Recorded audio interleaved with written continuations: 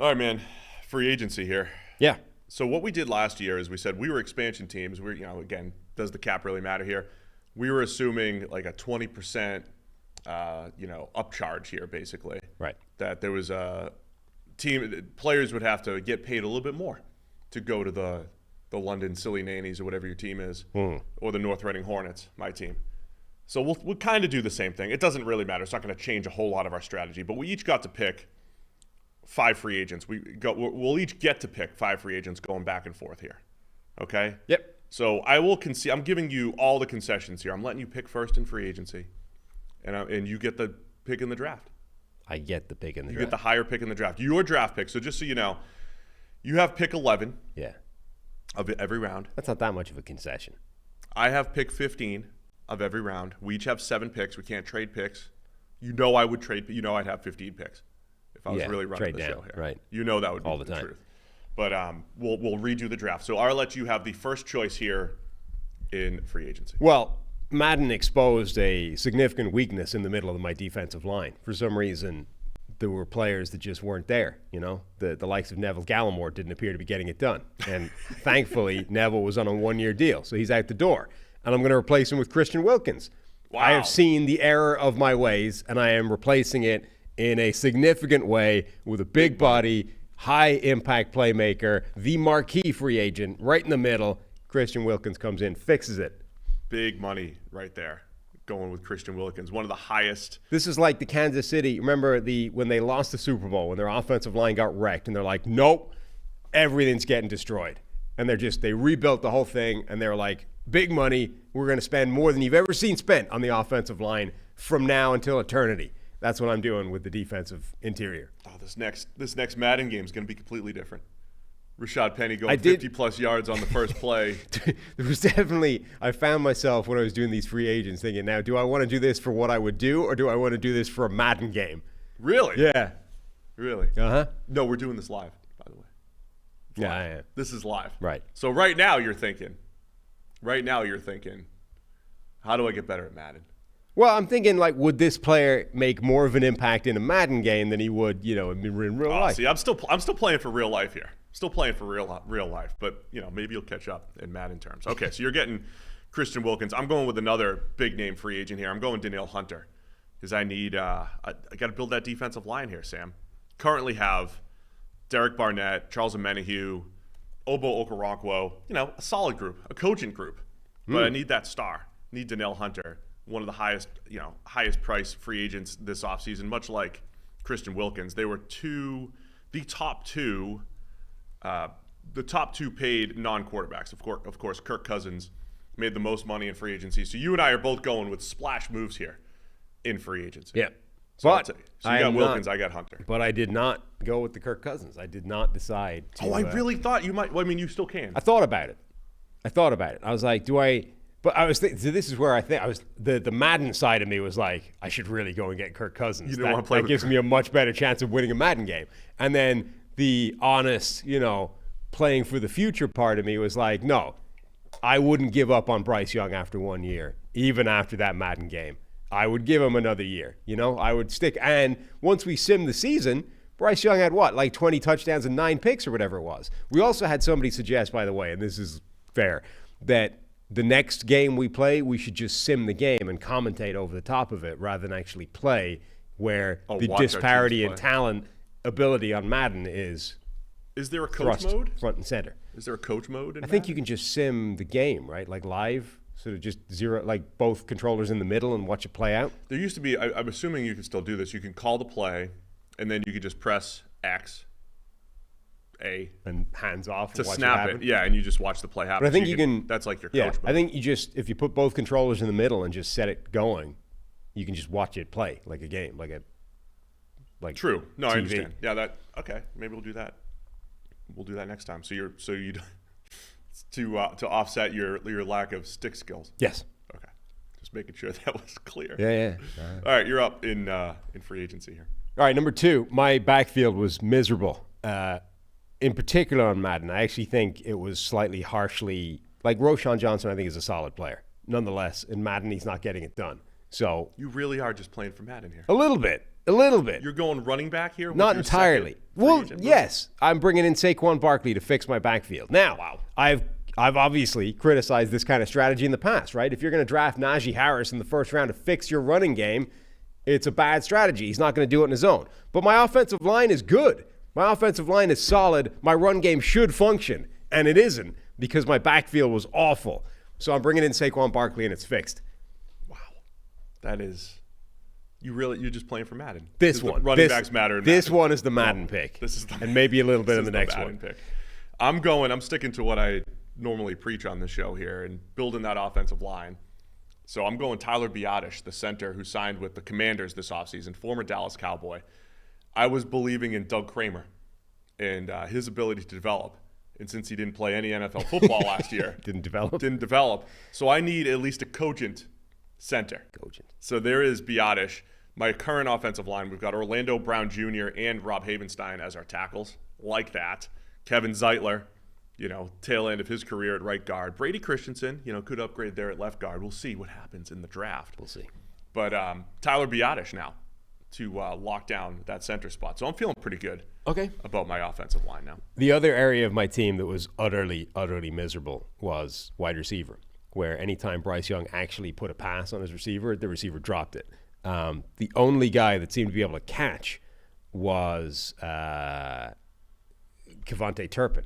So that's not great. Keeping Turpin. So Turpin's your one. So Turpin's still in the mix, but we're going to add receiver help. And this was not a great free agent group for receivers. The ones that looked like they were going to be potential playmakers didn't hit the open market. Deep draft, though. It is. We get the draft coming up. Don't forget, we got a deep draft. Get the board back. Yeah. Got a deep draft. I may snag one in the draft. But we had Michael Pittman Jr. re-signed with the Colts. We had Mike Evans re-signed with the Bucks.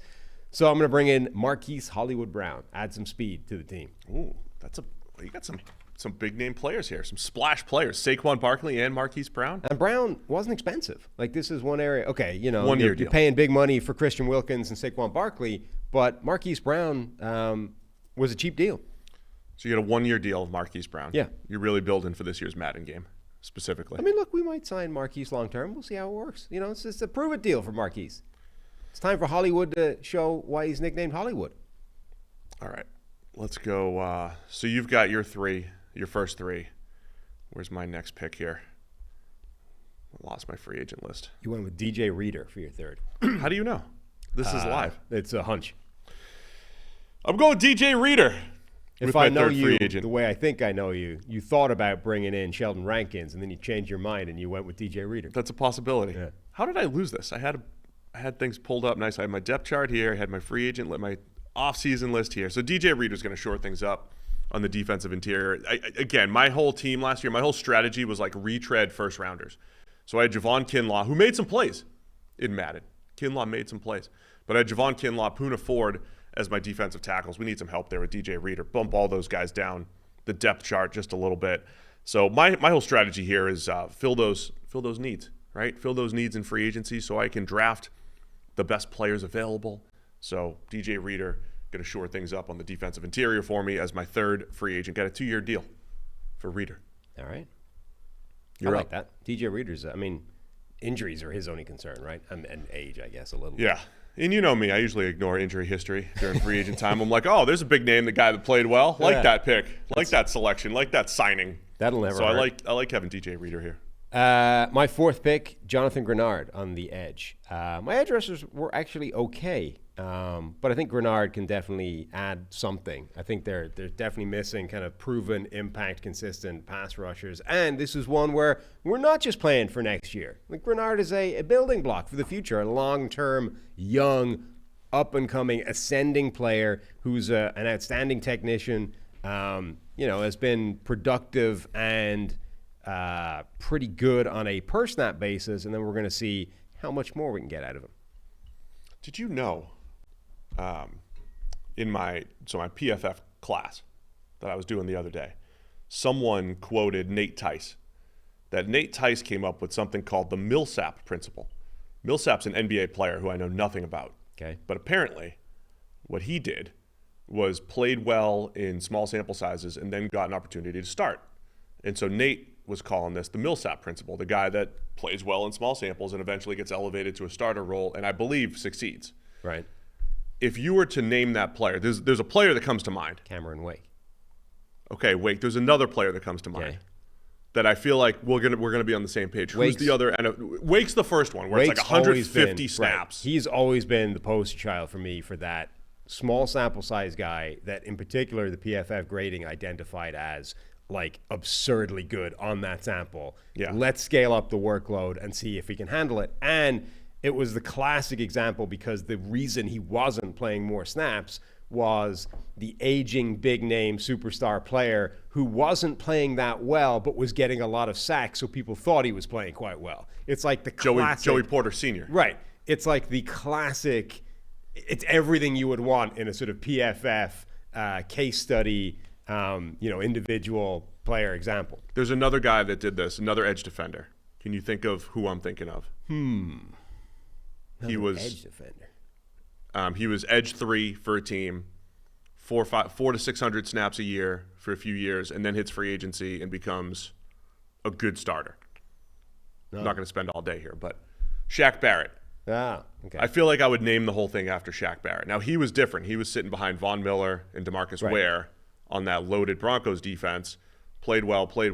I mean, just the epitome of consistency, Shaq Barrett. And even when you upped his workload, he remained consistent. I just thought that was interesting from the students at class the other day talking about those players. So you've got Jonathan Grenard, similar type of player. So my fourth free agent, I need help in the secondary. So I brought in guys that I like last year, Bryce Hall, and DJ Turner. Turner didn't have a great rookie season. We got to bring in some competition. Is that the first blow to the model in the expansion era? You don't need to bring that up. It's year one. We got year two. Here. Joshua Williams is on my team now. Got him. I also brought in Darius Rush. My corners last year weren't great. So I'm bringing in Darius Williams, the Ram corner, who went back to the Rams this offseason, but just I think he's going to finish his career strong over the next few years. Yeah. Continuing to produce. Did it in Jacksonville. He's done it with the Rams, and he's going to do it with the Hornets. With the Hornets. Yeah. So I like Darius Williams as just a good starting corner. I'm going to solve one of those starting corner spots in free agency with Darius Williams. I like that. Darius Williams is a good pick. Thank you. I'd actually forgotten that he was a free agent this offseason. Otherwise, I might have. I kept trying to sort of identify corners, even though my corner room is ridiculously strong. I kept sort of zeroing in on free agents that I would quite like to add to the roster, and then was like, nah, you don't need them. All right, my fifth pick, Blake Cashman, linebacker. Similar story to Grenard, actually. Young, ascending player, clear upgrade. I love the idea of, okay, it's a slightly comic and almost caricature type of group, but Blake Cashman with Ivan Pace Jr. as a linebacker duo, two short, stumpy, athletically limited, potentially, linebackers playing next to each other, but they're just playmakers. Wait, didn't Minnesota just sign him? Yeah. Yeah, so they're... I know, it's real life as well as me. Oh, I was going to say, you've replicated the Vikings linebackers. Nice job. You just keep buying the career year guys.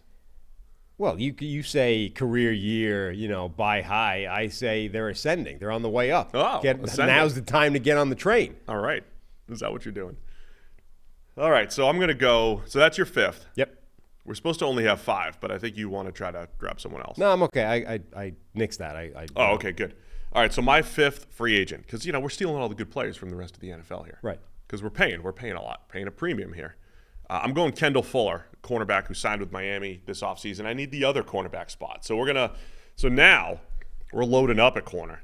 We're going to have some depth here with Darius Williams, Kendall Fuller, and Joshua Williams, and DJ Turner. Now I'm feeling good about the depth in my secondary. Kendall Fuller, look at that. Still an 83+ PFF grade last year. Guy can still play. He's also at the tail end of his career, but we got to win now. Next year. Fight off the Monarchs. Who are you again? Yeah, the London Monarchs. London Monarchs. So my fifth free agent. So just to recap, go through your free agent signings here, and then we'll get on to the NFL draft. Okay, hang on. I've done what you did and closed that little window out. It's my 5 free agents. Christian Wilkins. We're going to fix the interior of my defensive line, which, as you saw in the Madden game, was horrific and would just abandon the middle of the defense entirely. Saquon Barkley, running back. We're going to fix the running back room, which was equally dismal on the Madden game. Marquise Brown, we're going to add some speed. We're going to add some consistency at wide receiver at a low price point. And then Jonathan Grenard and Blake Cashman, both coming over from the Texans, both young, ascending, high-quality players that are going to be long-term building blocks, as well as significant upgrades next year. All right, so I got Danielle Hunter, one of the biggest high-priced free agents this offseason. We need a splash move on the defensive line. Added a star there, bumped everybody down, so we got depth on the defensive line. Tyler Biadasz, starting center, needed that. DJ Reader, big-bodied nose tackle at defensive tackle. Again, we didn't have a cogent starter there, so now we do. So that's 2 defensive linemen we needed to load up front, and then 2 corners, Darius Williams and Kendall Fuller.